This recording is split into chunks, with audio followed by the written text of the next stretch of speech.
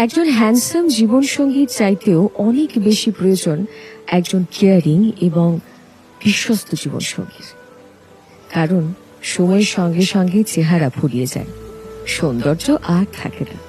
তখন যেটা থাকে সেটা হচ্ছে দুজন মানুষের মধ্যে বোঝাপড়া আর বন্ধুত্ব।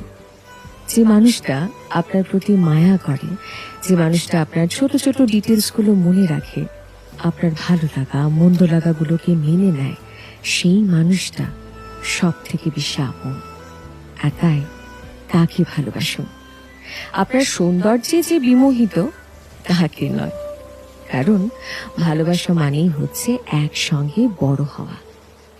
আপনার ক্যারিয়ারের প্রতি, আপনার পরিবারের প্রতি যে মানুষটা যত্নশীল, সেই মানুষটাই আপনার জীবনসঙ্গী হিসেবে জাস্ট পারফেক্ট।